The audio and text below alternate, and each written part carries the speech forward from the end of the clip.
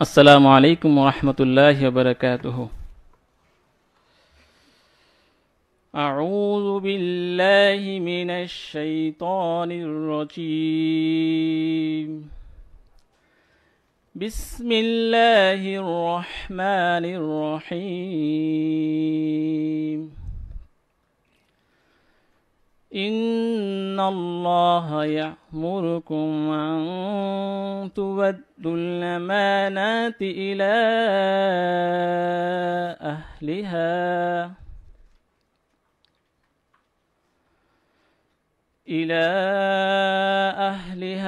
وإذا حكمتم بين الناس أن تحكموا بالعدل إن الله نعم ما يعظكم به إن الله كان سميعا بصيرا সদাকাল্লাহুল আযীম। বঙ্গানুবাদ। পরম করুণাময় অসীম দয়ালু আল্লাহ নামে শুরু করছি। হে মুসলিমগণ, নিশ্চয়ই আল্লাহ তোমাদেরকে আদেশ করছেন যে তোমরা আমানতসমূহ তার হকদারকে আদায় করে দিবে এবং যখন মানুষের মধ্যে বিচার করবে তখন ইনসাফের সাথে বিচার করবে। আল্লাহ তোমাদেরকে যে বিষয়ে উপদেশ দেন তা কতই না উৎকৃষ্ট। নিশ্চয়ই আল্লাহ সব কিছু শোনেন, সব কিছু দেখেন। সূরা নিসা আয়াত ৫৮। আসসালামু আলাইকুম রহমতুল্লাহ। ধন্যবাদ জনাব মোহাম্মদ আব্দুল মান্নান। অনুষ্ঠানের এই পর্যায়ে স্বাগত বক্তব্য প্রদানের জন্য আমি আমন্ত্রণ জানাচ্ছি বিটিআরসির সম্মানিত ভাইস চেয়ারম্যান জনাব মোহাম্মদ আমিনুল হক স্যারকে।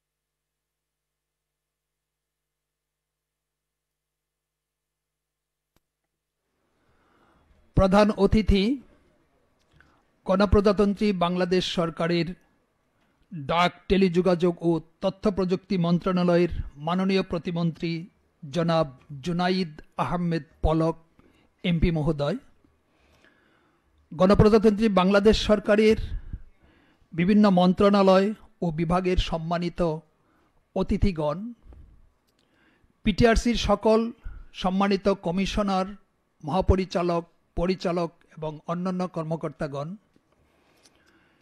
বিটিআরসি লাইসেন্সধারী বিভিন্ন প্রতিষ্ঠানের কর্মকর্তাগণ, অনলাইন প্ল্যাটফর্ম জুমে সংযুক্ত এবং আগত সাধারণ ভোক্তাগণ, প্রিন্ট ও ইলেকট্রনিক মিডিয়া হতে আগত সাংবাদিক বন্ধুগণ এবং বিভিন্ন পর্যায়ের উপস্থিত কর্মকর্তাবৃন্দ, উপস্থিত ভদ্র মহিলা ও ভদ্র মহোদয়গণ, আসসালামু আলাইকুম। বক্তব্যের শুরুতেই আমি আপনাদের সকলের প্রতি বিটিআরসির আমন্ত্রণে সাড়া দিয়ে মূল্যবান সময় ব্যয় করে আজকের এই টেলিযোগাযোগ সেবা ও নিয়ন্ত্রক সংস্থার কার্যক্রম শীর্ষক গণশুনানি ২০২৪ এই অনুষ্ঠানে উপস্থিত হওয়ার জন্য আন্তরিক ধন্যবাদ এবং শুভেচ্ছা জ্ঞাপন করছি। আপনাদের এই মূল্যবান উপস্থিতি আজকের এই অনুষ্ঠানকে অনেক বেশি সার্থক ও তাৎপর্যপূর্ণ করেছে। সুধীবৃন্দ, বর্তমান সরকার বাংলাদেশকে একটি আধুনিক, উন্নত ও স্মার্ট বাংলাদেশ হিসেবে গড়ে তুলতে কাজ করছে এবং যার ভিত্তি হবে নতুন নতুন প্রযুক্তি। বিশ্বের অন্যান্য উন্নত দেশের ন্যায় বাংলাদেশে টেলিযোগাযোগ খাতে বিনিয়োগ ও বিভিন্ন নীতি গ্রহণের মাধ্যমে চতুর্থ বিপ্লব, শিল্প বিপ্লবের সফলতা নিশ্চিত করতে সরকার প্রতিশ্রুতিবদ্ধ। 5G প্রযুক্তি চালু সহ নিত্য নতুন প্রযুক্তির সংমিশ্রণে ডিজিটাল সেবা প্রদানের মাধ্যমে দেশের অর্থনীতিতে টেলিযোগাযোগ সেবা দ্রুত গতিতে এগিয়ে যাচ্ছে। বিগত 2 দশক ধরে বাংলাদেশের টেলিযোগাযোগ খাতের উন্নয়ন ও বিস্তৃতি দেশের অর্থনীতিতে এক নতুন মাত্রা যোগ করেছে। এখনো টেলিকম খাত বাংলাদেশের একটি সম্ভাবনাময় খাত, যেখানে দেশের জনগণকে দেওয়ার মতো অনেক কিছু আছে, এবং এই খাতটি বাংলাদেশের একটি দীর্ঘস্থায়ী, দ্রুত বর্ধনশীল ও সমৃদ্ধ শিল্প হিসেবে প্রতিষ্ঠিত হতে পারে। এটি দেশের প্রযুক্তিগত উন্নতি ও অর্থনৈতিক উন্নতির জন্য একটি প্রধান চালিকার বিষয় বলে আমি মনে করি। সরকারি দপ্তরকে গতিশীল ও জনবান্ধব করার নানা প্রক্রিয়া রয়েছে। তন্মধ্যে একটি প্রক্রিয়া হলো গণশুনানি। গণশুনানির অর্থ হলো জনস্বার্থ সংশ্লিষ্ট কোনো বিষয়, ঘটনা বা প্রতিষ্ঠান সম্পর্কে সাধারণ মানুষ বা ব্যবহারকারীদের অভিযোগ, মতামত ইত্যাদি প্রকাশ্য অনুষ্ঠানে শোনা ও কর্তৃপক্ষ কর্তৃক তার যথাযথ সম্ভব প্রতিকার করা। কোনো কোনো অভিযোগের তাৎক্ষণিক সমাধানও করা হয় এই গণশুনানির মাধ্যমে। প্রচলিত দাপ্তরিক বা আইনি প্রক্রিয়ায় যার সমাধান হতে অনেক সময় লেগে যেত, বা হয়তো কোনোদিন সেই সমস্যার সমাধান হতোও না। গণতান্ত্রিক সমাজে গণশুনানি একটি কার্যকর প্রক্রিয়া। এই গণশুনানির মাধ্যমে জনগণের হয়রানি এবং দুর্নীতিমুক্ত সরকারি পরিষেবা প্রদান নিশ্চিত করা যাবে বলে আমি মনে করি। এছাড়াও জনগণের শুনানি সরকার এবং শাসিতদের মধ্যে একটি গুরুত্বপূর্ণ সেতু হিসাবে কাজ করে। উপস্থিত সুধী, গণপ্রজাতন্ত্রী বাংলাদেশের সংবিধানের ৭ অনুচ্ছেদ অনুসারে প্রজাতন্ত্রের সকল ক্ষমতার মালিক জনগণ। তাই সরকারি সেবা প্রাপ্তিতে হয়রানি, অনিয়ম, দুর্নীতি ও দীর্ঘসূত্রিতা দূর করা অতীব জরুরি। সংবিধান অনুসারে সকল সময় জনগণের সেবা প্রদান করার চেষ্টা করা প্রজাতন্ত্রের কর্মে নিযুক্ত প্রত্যেক ব্যক্তির কর্তব্য। জনগণকে সেবা প্রদান করা সরকারি কর্মে নিযুক্ত ব্যক্তিদের সাংবিধানিক দায়িত্ব। গণশুনানি এ দায়িত্ব পালন একটি সামাজিক দায়বদ্ধতা পদ্ধতি।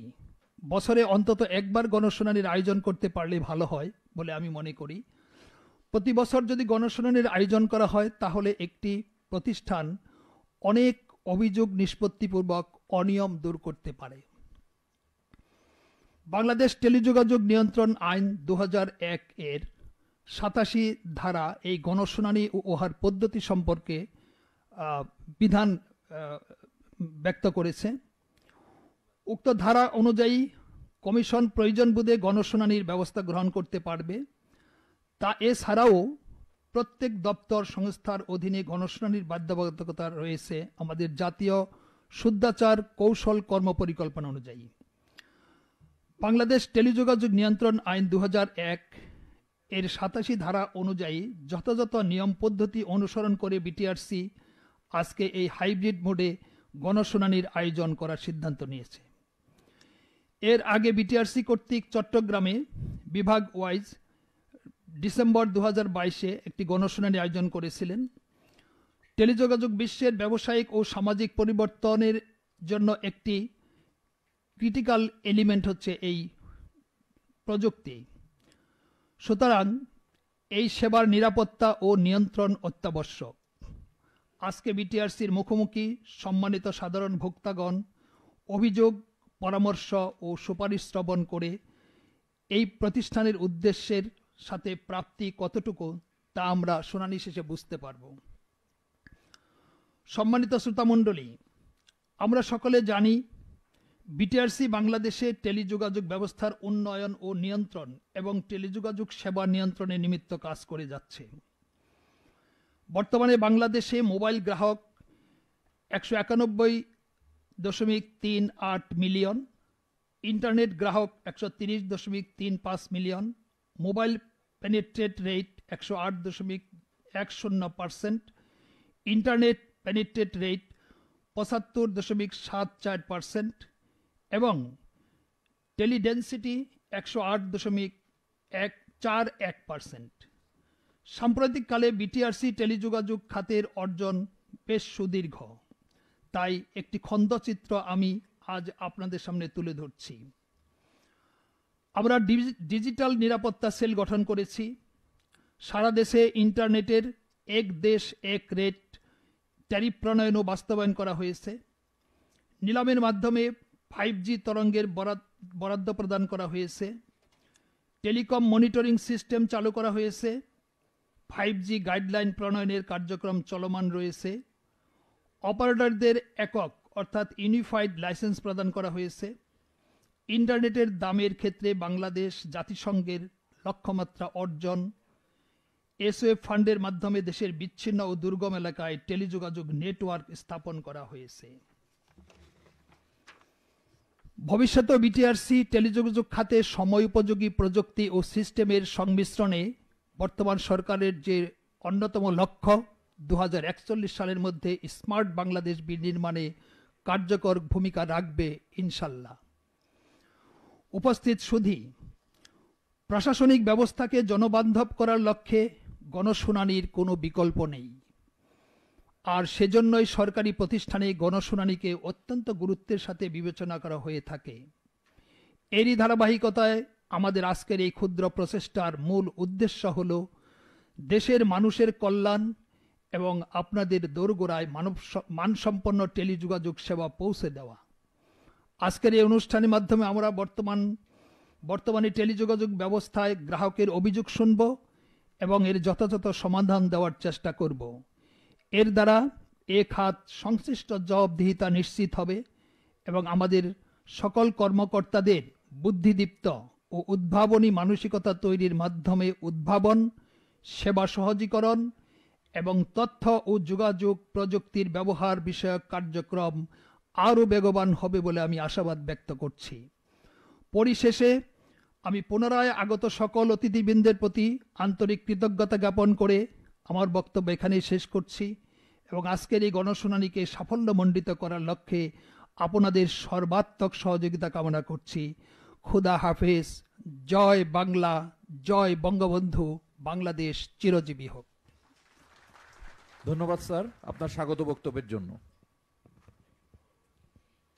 এ পর্যায়ে বিটিআরসির কার্যক্রম সংক্রান্ত বিষয়াদি এবং গণশুনানি সম্পর্কে উপস্থাপন করার জন্য কমিশনের সিস্টেমস অ্যান্ড সার্ভিসেস বিভাগের মহাপরিচালক ব্রিগেডিয়ার জেনারেল মোহাম্মদ খলিলুর রহমানকে বিনীত অনুরোধ করছি।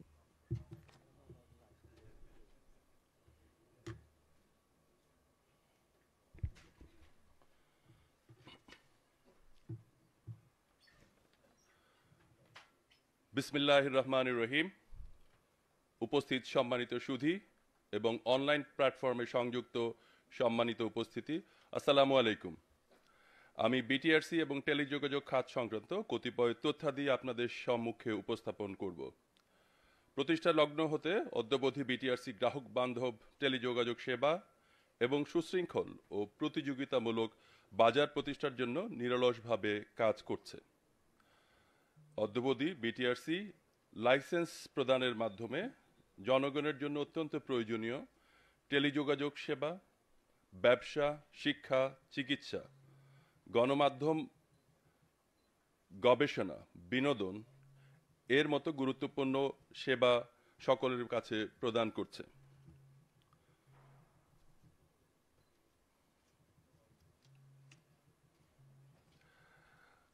আপনাদের দৃষ্টি আকর্ষণ করছি পূর্ববর্তী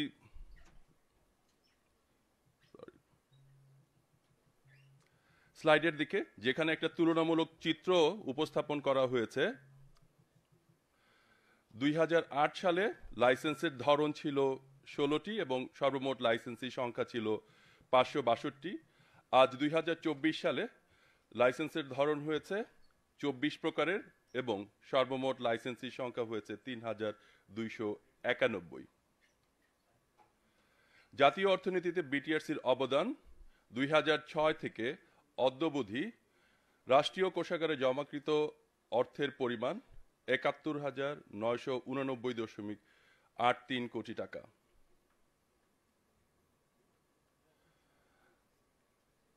বাংলাদেশ টেলিযোগাযোগ খাতের পরিসংখ্যান বিষয়ে বর্তমানে সর্বমোট মোবাইল গ্রাহকের সংখ্যা 19.22 কোটি, 13.47 কোটি ইন্টারনেট গ্রাহক এবং বাংলাদেশে ব্যবহৃত বর্তমানে টেলিফোন সেটের মধ্যে 99.5% বাংলাদেশে উৎপাদিত।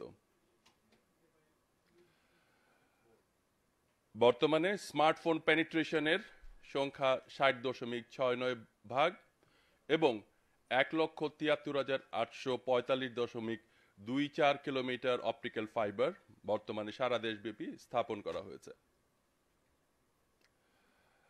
একটি তুলনামূলক চিত্র, যেখানে 2008 সালে টেলিডেন্সিটি ছিল 34.5%, সেটা 3.1 গুণ বেড়ে বর্তমানে 108% উন্নীত হয়েছে। মোবাইল গ্রাহক সংখ্যা 4.14 গুণ বৃদ্ধি হয়ে বর্তমানে 19.22 কোটিতে পরিণত হয়েছে।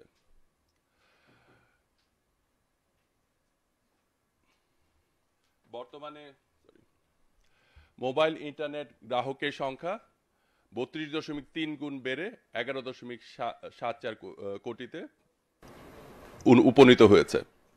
এছাড়া ইন্টারনেট ব্যান্ডউইথের ব্যবহার 2008 সালে 7.5 জিবিপিএস ছিল, বর্তমানে যা 550 গুণ বেড়ে বর্তমানে প্রতি মুহূর্তেই 5205 জিবিপিএস হিসেবে বাংলাদেশে ব্যবহৃত হচ্ছে।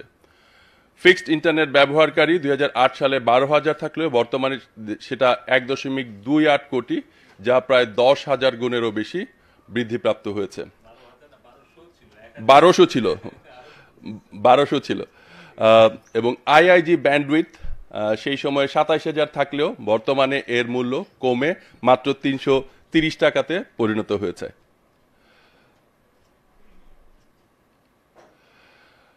মোবাইল টাওয়ারের রেডিয়েশন নিয়ে আমাদের সবার একটা কনসার্ন থাকে।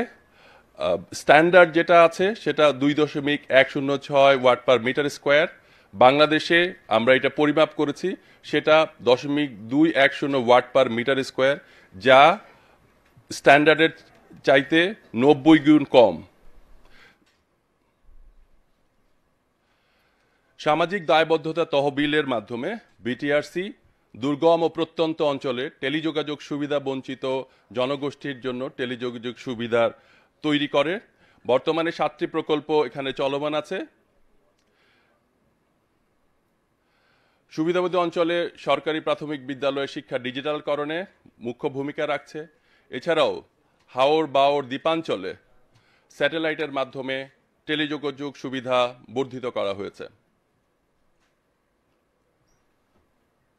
নিরাপদ ইন্টারনেট বিটিআরসির একটি অন্যতম দায়িত্ব।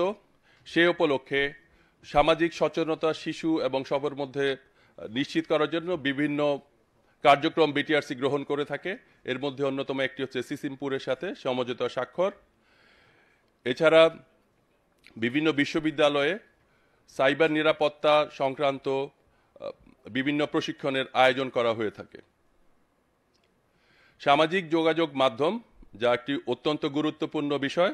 সামাজিক বিভিন্ন যোগাযোগ মাধ্যমের সাথে বিটিআরসি সার্বক্ষণিকভাবে যোগাযোগ রক্ষা করে এবং যে কোনো ধরনের আইডি হ্যাক হয়ে যাওয়া অথবা হ্যাক হয়ে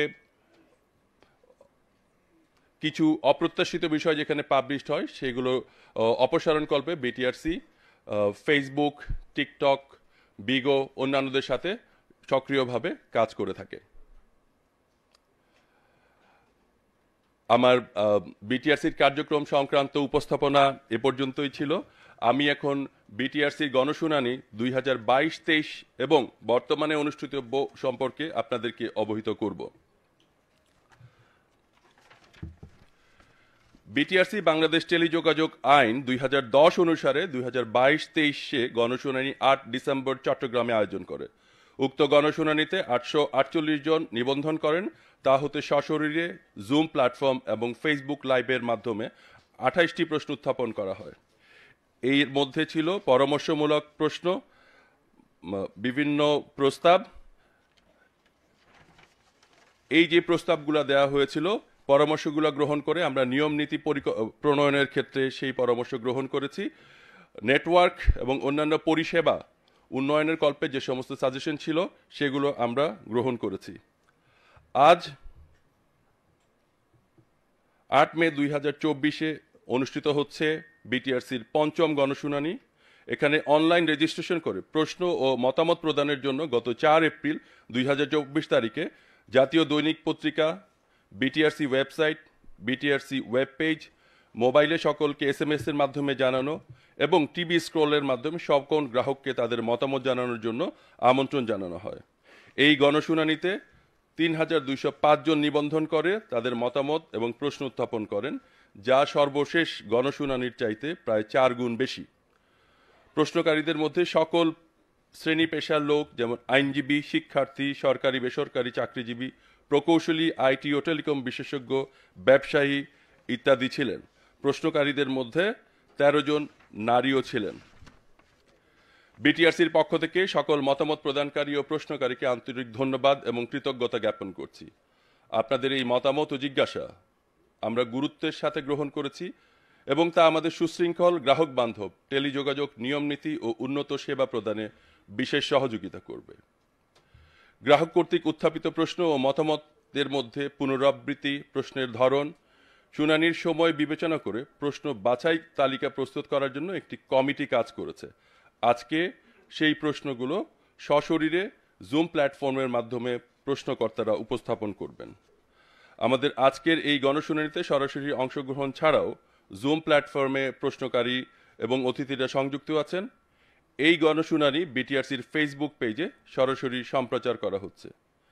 ফেসবুক লাইভে যারা অংশগ্রহণ করছেন তারা আপনাদের প্রশ্ন আমাদের ফেসবুকে করতে পারেন, সেই প্রশ্নগুলো আমরা উত্তর দিব। সময়ের সীমাবদ্ধতার কারণে সকলকে প্রশ্ন করার সুযোগ না দিতে পারার জন্য আমরা আন্তরিকভাবে দুঃখিত।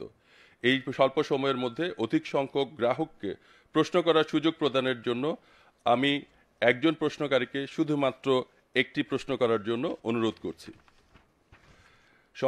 সময়ের স্বল্পতা হেতু যাদের প্রশ্ন উত্তর আমরা আজকে দিতে পারবো না তাদেরকে বিটিআরসির সাথে যোগাযোগ করে এর উত্তর জেনে নেওয়ার জন্য বিনীত অনুরোধ করছি।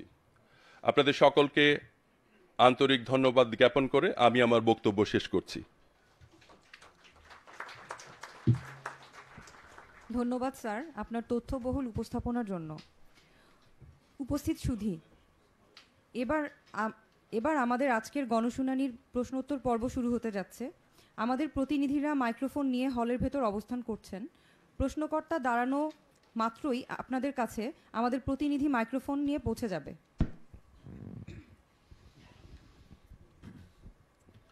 প্রথম প্রশ্নকারী KM নাহিয়ান হোসেন। KM নাহিয়ান হোসেন তিনি ব্যবসায়ী এবং ধানমন্ডি, ঢাকার বাসিন্দা। তিনি মোবাইল নেটওয়ার্ক সমস্যা এবং ভিও ওয়াইফাই দ্রুত চালু করার ব্যাপারে দুটি প্রশ্ন করেছেন। আমি প্রশ্নকারীকে একটি প্রশ্ন উপস্থাপন করার জন্য অনুরোধ করছি। প্রশ্নটি কমিশনের ইএন্ডো সংশ্লিষ্ট বিধায় ইএন্ডো ডিভিশনের কর্মকর্তাকে উত্তর দেওয়ার জন্য অনুরোধ জানাচ্ছি। আসসালামু আলাইকুম সবাইকে। আমার বাসা ধানমন্ডি 4 নম্বর। আমার বাসার ঠিক পেছনে হচ্ছে আমাদের মাননীয় প্রধানমন্ত্রী সুধা সদন, সামনে হচ্ছে পিবিআই হেডকোয়ার্টার প্লাস স্বরাষ্ট্রমন্ত্রীর বাসা। আমি দীর্ঘ 2 বছর ধরে আমি গ্রামীণ ফোনে কমপ্লেন করছি যে আমার বাসার ফ্ল্যাটে এরকম প্রাইম একটা ধানমন্ডির মতো লোকেশনে আমি নেটওয়ার্ক পাচ্ছি না, কিন্তু আনফর্চুনেটলি তারা আমাকে কোনো সলিউশন দিতে পারে নাই। তারা বলছে যে এখানে টাওয়ার স্থাপন করতে হবে। আমাদের এলাকাবাসী নাকি টাওয়ার স্থাপন করতে দিচ্ছে না সেখানে। তো যদি সেখানে টাওয়ার স্থাপন করতে নাই দেওয়া হয় সেই ক্ষেত্রে কেন আমাদের তো এখন আমি বিশ্বাস করি ডিজিটাল বাংলাদেশের সব বাসাতেই ব্রডব্যান্ড আছে, রাউটার আছে। ভিও ওয়াইফাইটা দিলে অন্তত কল ড্রপটা, আমরা যারা ব্যবসায়ী আছি আমাদের এই কল ড্রপ সমস্যাটা সমাধান হয় ভিও ওয়াইফাই দিলে, ভিও এলটির মতন। আর এই সামান্য এই টেকনোলজিটা কেন আমরা পাচ্ছি না ভিও ওয়াইফাইয়ের? আর আমার আরেকটা ছোট্ট একটা অভিজ্ঞতা আমি সবার কাছে একটা শেয়ার করতে চাই। আমি কিছুদিন আগে চায়নাতে গিয়েছিলাম রোমিং নিয়ে, গ্রামীণ ফোনের। সেখানে রোমিংয়ে ভিওএলটি চালু না থাকায় আমি প্রতি মিনিটে আমার 33 টাকা করে কেটে নেওয়া হয়েছে, কিন্তু আমি বাংলাদেশে কোনো কথা বলতে পারিনি। আর আমি এটাও জানতে চাই বিশ্বের অন্য কোনো দেশে রোমিং চালু করতে আমার পার্সোনাল ক্রেডিট কার্ডের ফটোকপি আমার গ্রামীণ ফোনে দেওয়া লেগেছে। বিশ্বের অন্য কোনো দেশে আমি চায়নার একটা সিম আমি দেখাতে পারবো, নিয়ে এসেছি গ্রামীণ ফোনের, অটোমেটিক কানেক্ট হয়ে গেছে রোমিং হয়ে চায়নার সিম। আমাদের কেন রোমিং চালু করতে এত কেন আমাদেরকে ডকুমেন্ট দিতে হবে? আমরা কি চোর নাকি যে আমাদেরকে এত কিছু দেওয়া লাগবে? আমি ডিপোজিট করতেছি ডলার, আমাকে আবার ক্রেডিট কার্ডের ফটোকপিও দেওয়া লাগতেছে আমার পার্সোনাল যেটা আমার কাছে থাকার কথা। এত কিছু কেন? ধন্যবাদ। আমি আশা করি যে ভিও ওয়াইফাইটা বাংলাদেশে খুব দ্রুত চালু হবে, তাহলে অন্তত আমাদের যারা ইনডোরে আমরা ওয়াইফাই ইউজ করি ব্রডব্যান্ড, আমরা সবাই উপকৃত হব। ধন্যবাদ সবাইকে।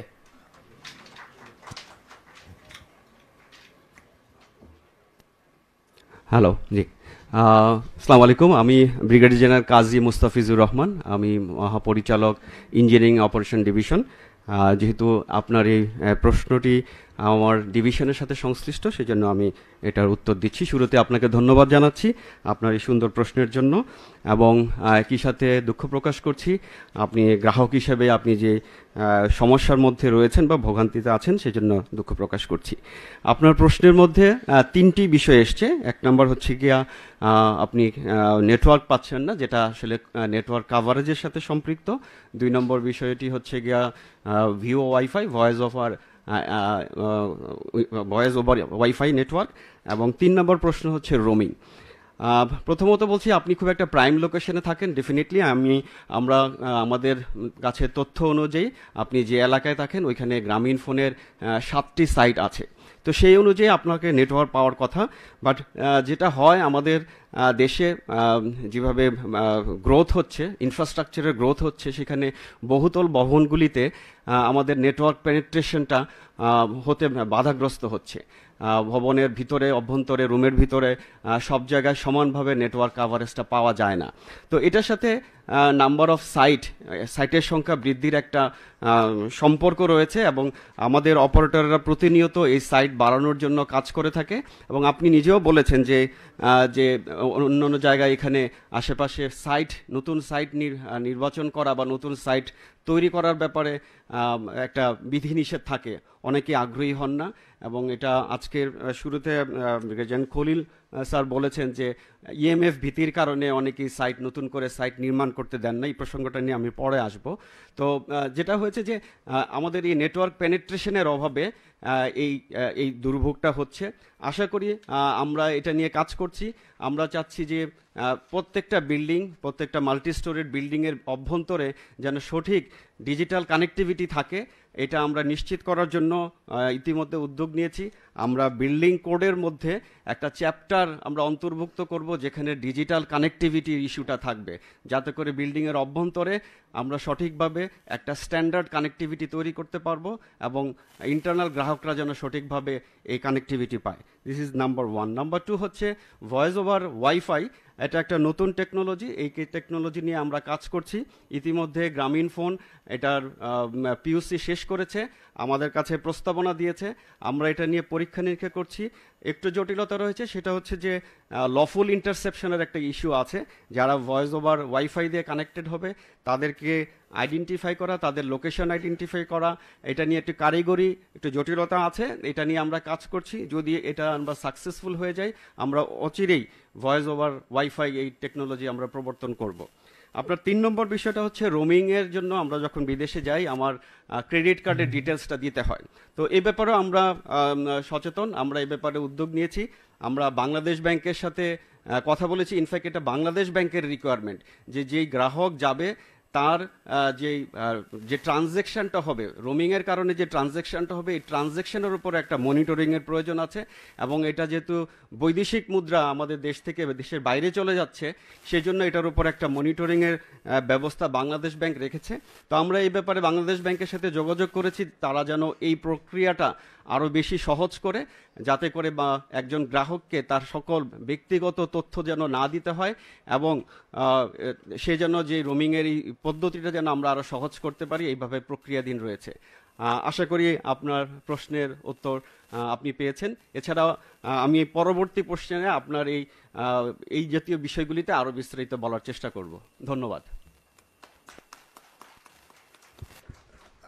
আমি একটু সাপ্লিমেন্ট করতে চাচ্ছি, যেহেতু প্রথম প্রশ্নকর্তা, ওনাকে একটু বেশি অনার দিচ্ছি। আমার বিটিআরসির পক্ষ থেকে আপনাদের সবার প্রতি একটি অনুরোধ থাকবে। মূলত একটি ভালো নেটওয়ার্কের জন্য একটি বেজ স্টেশন বা টাওয়ারের কিন্তু প্রয়োজন, এবং যে কারণে আপনি বললেন যে ওই এলাকার মানুষ টাওয়ার করতে দিচ্ছে না ওখানে, এটা কিন্তু আসলে একটি সমস্যা। এই সমস্যাটা আমাদের নেটওয়ার্কে একটা এফেক্ট করছে। এদিক থেকে বিটিআরসি কিন্তু সব কিছু মাথায় রেখে আগে কিন্তু 4টা অপারেটর ইন্ডিভিজুয়াল টাওয়ার ছিল, একটি টাওয়ার তারা তাদের মতো করত। অর্থাৎ একই এরিয়ায় দেখা যায় যার যার নেটওয়ার্কের জন্য 4টা টাওয়ার হয়ে গেছে। ওখানেও কিন্তু আমরা অ্যাটেনশন দিয়ে টাওয়ার শেয়ারিং করেছি।